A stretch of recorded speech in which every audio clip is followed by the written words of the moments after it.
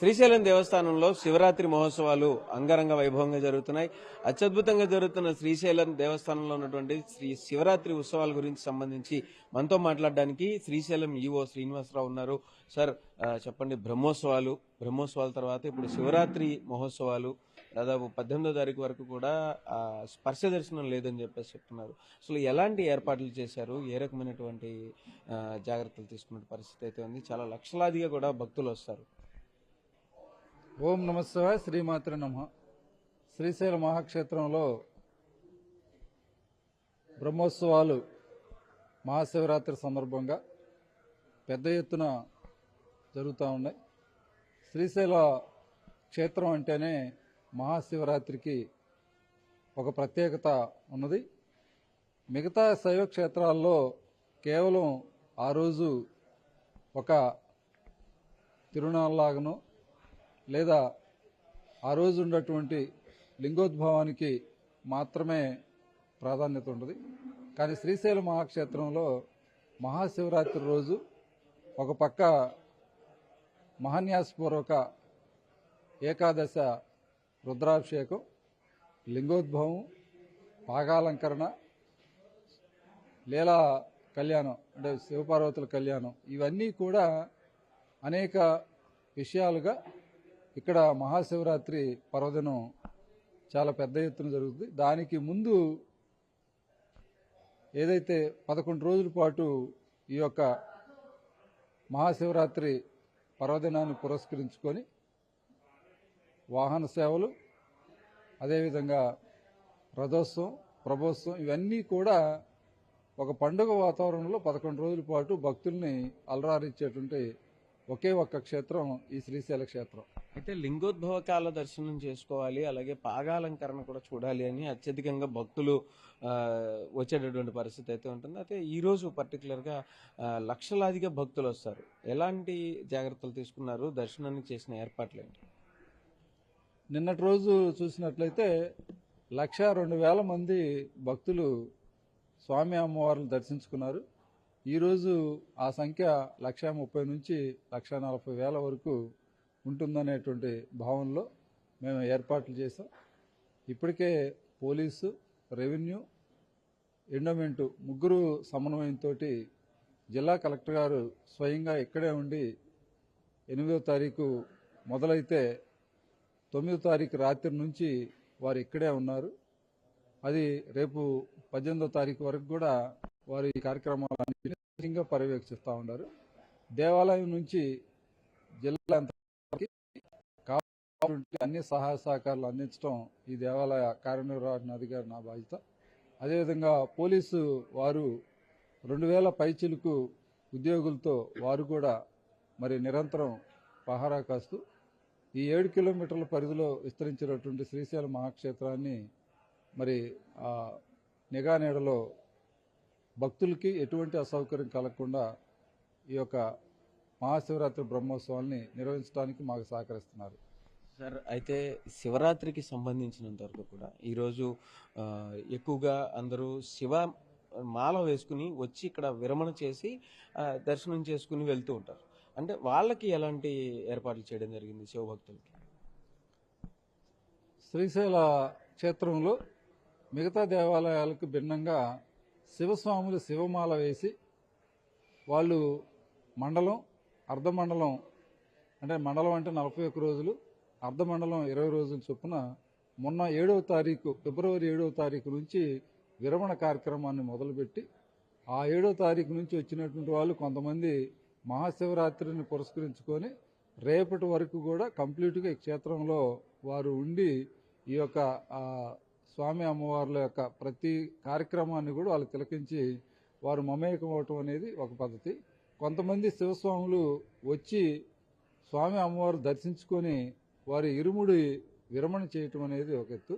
ఇలాంటి వారి అన్నిటికీ సంబంధించినంత వరకు మనం చంద్రావతి కళ్యాణ మండపంలో ప్రత్యేకంగా శివస్వాముల కోసం అని చెప్పేసి మనం వారికి ప్రత్యేక ఏర్పాట్లు చేసి అక్కడే మనం అన్న ప్రసాదాలని వితరణ వారికి ఏర్పాటు చేసి దాంతోపాటు ప్రత్యేక క్యూ లైన్ ద్వారా 8వ తారీఖు నుంచి 12వ తారీఖు అర్ధరాత్రి వరకు కూడా ఎంతమందికి అవకాశం ఉంటే అంతమందికి మనం ఈ యొక్క స్పర్శ దర్శనాన్ని కల్పించడం జరిగింది. ఆ 12వ తారీఖు అర్ధరాత్రి నుంచి మనకి ఇక మహాశివరాత్రి బ్రహ్మోత్సవాల్లో భాగంగా భక్తుల యొక్క తాకిడి ఎక్కువ కావడం, స్పర్శ దర్శనంలో గంటకు మనం 500 నుంచి 600 మందికి మాత్రం అవకాశం కల్పించడం, వీటన్నిటిని పురస్కరించుకొని మనం స్పర్శ దర్శనాన్ని నిలిపివేసినట్లుగా భక్తులకి ప్లస్ అదేవిధంగా శివస్వాములకు కూడా మనం ముందుగానే తెలియపరచడం అనేది జరిగింది. అయితే ఇప్పుడు అయిపోయినప్పటికి కూడా ఆ యొక్క చంద్రావతి కళ్యాణ మండపం నుంచే సాధారణ మిగతా భక్తులతో పాటు ఈరోజు మహాశివరాత్రి పర్వదినాన్ని పురస్కరించుకొని వారు కూడా ఆ లైన్లో ప్రత్యేక లైన్లో వచ్చేసి దర్శనం చేసుకోవడానికి కూడా ఏర్పాట్లు చేశాం. ఇప్పటికే దాదాపు 35,000 మంది దాకా దర్శనం చేసుకున్నారు. ఈరోజు 1,30,000 నుంచి 1,50,000 వరకు కూడా వచ్చేటువంటి అవకాశం ఉంది.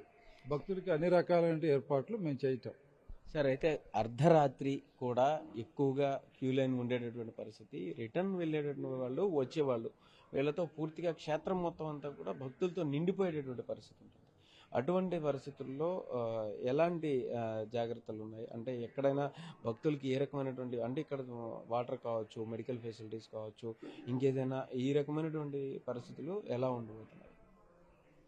అంటే భక్తుల యొక్క అంచనాకు మనం వచ్చినాక వారికి కావాల్సిన మౌలిక సదుపాయాల్లో ఒకటి క్యూ లైన్ నిర్వహణ.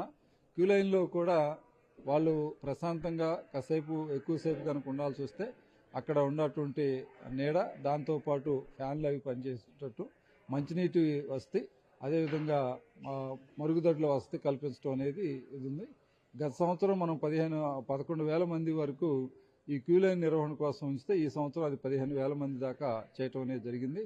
దాంతోపాటు ఈ యొక్క ఏవైతే దాదాపు ఒక 70 చౌల్ట్రీస్ ఉన్నాయి, ఎన్జిఓ చాలామంది అన్నప్రసాదాలు చేయటానికి కూడా ఇట్లా క్షేత్రంలో మనకు 5 నీటికి సంబంధించినటువంటి పెద్ద పెద్ద సంపుల ద్వారా ఎవరికైనా సరే నీటి సరఫరా అనేది నిరంతరం చేయడానికి మన శ్రీశైలం దేవస్థానానికి ఉంది. తర్వాత దేవస్థానం యొక్క అన్నప్రసాద వితరణ కేంద్రంలో కూడా రోజుకి సరాసరిన 5,000 నుంచి 7,000 మంది సాధారణ రోజుల్లో ఉంటే ఇప్పుడు అది 20,000 నుంచి 30,000 దాకా కూడా ఆ భక్తులు వారి అన్నప్రసాదాన్ని స్వీకరిస్తున్నారు. వీటితో పాటు దేవాలయంలో మరి స్వామి అమ్మవారికి సంబంధించిన కైంకర్యాలు పూర్తయినాక అనేక సాంస్కృతిక కార్యక్రమాలతోటి గ్రామోత్సవం కూడా జరుగుతూ ఉంది. ఈరోజు మహాశివరాత్రి సందర్భంగా రాత్రి 10 గంటల వరకు ఈ దర్శనాలు కొనసాగింపు, 10 నుంచి 12 గంటల వరకు మనకు పాకాలంకరణ అనేటువంటి ఒక ప్రత్యేక కార్యక్రమం, అంటే స్వామి అమ్మవార్ల యొక్క కళ్యాణాన్ని ఏదైనా లోక కళ్యాణం కోసం జరిగే దాంట్లో ఏదైనా ఒక కుటుంబంలో వివాహం జరిగే సందర్భంలో మగపిల్లవాడికి తలపాగా చుట్టం, తలపాగా అంత చుట్టి భాషికం పెట్టడం ద్వారా తను వివాహానికి సంబంధించినటువంటి క్రతువులో పాల్గొన్నట్లుగా భావించడం అనేది హిందూ సాంప్రదాయం. అట్లాగనే లోక కళ్యాణం కోసం జరిగేటువంటి ఈ వివాహంలో పెళ్లి కుమారుడిగా స్వామివారు మరి వారికి ప్రత్యేకించి ఈ యొక్క అలంకరణ ద్వారా చేయటం అనేది, దీనికి పాకాలంకరణకు సంబంధించి చీరాల పృథ్వీ వెంకటేశ్వర గారు అని చెప్పి వారు ఇప్పటి వరకు దాదాపు ఒక 70 సంవత్సరాలు పైబడి తీసుకున్నారు. వారి అబ్బాయి సుబ్బారావు అని చెప్పేసి ఇప్పుడు వారు కాలధర్మం చేసినాక వారు తీసుకొని వస్తున్నారు.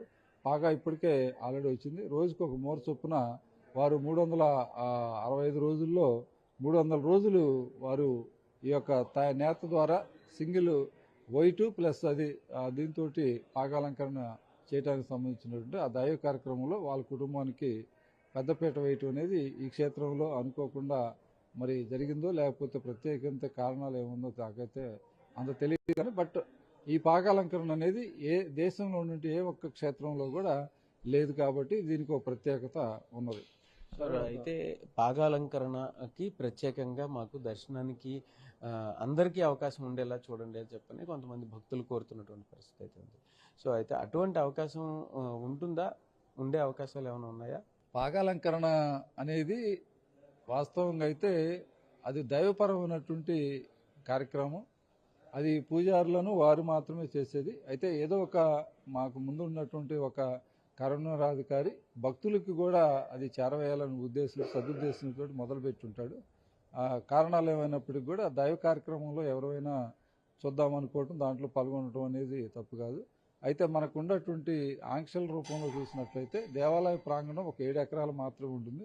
ఆ 7 ఎకరాల్లో కూడా పూర్తి స్థాయిలో మరి స్వామి అమ్మవార్ల యొక్క గర్భాలయాలు, దాంతోపాటు ఉన్న ఉపాలయాలు ఇవన్నీ పాను మనకు ఉన్నటువంటి స్థలాభావం వల్ల 6,500, 7,000 మందికి మాత్రమే ప్రాకారం లోపల మనం వాళ్ళకి అవకాశం కల్పించడం జరుగుతుంది. సో వీనికి ఎవరైతే శివదీక్షా పరులు, విరమణ చేసిన వాళ్ళు, లేకపోతే ఇరుముడితో ఉన్నటువంటి వాళ్ళు, వాళ్ళకి రైట్ సైడ్ మనం ఏదైతే ధ్వజస్తంభానికి సంబంధించినటువంటి రైట్ సైడ్ మన రాజరాజేశ్వరి అమ్మవారు, రాజరాజేశ్వరి స్వామివారి యొక్క ఉపాలయాలకి అనుగుణంగా అటుపక్క వాళ్ళు ఎంతమంది పడితే అంతమందిని తీసుకోవడం జరుగుతుంది.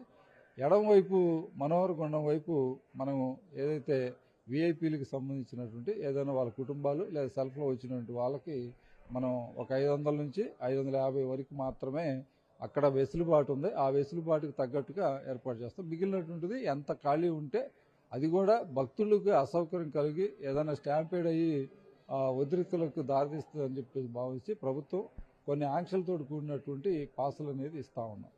సో అది పరిస్థితి. మొత్తానికైతే పాగాలంకరణకు సంబంధించి అక్కడ అందుబాటులో ఉన్నంత వరకు కూడా అవకాశం ఇచ్చి అందరికీ దర్శనాన్ని ఏర్పాటు చేయడం జరుగుతుంది. అలాగే శివరాత్రికి సంబంధించి పూర్తి స్థాయి ఏర్పాట్లు చేశామని చెప్పేసి కూడా ఈవో శ్రీనివాసరావు చెప్తున్నారు.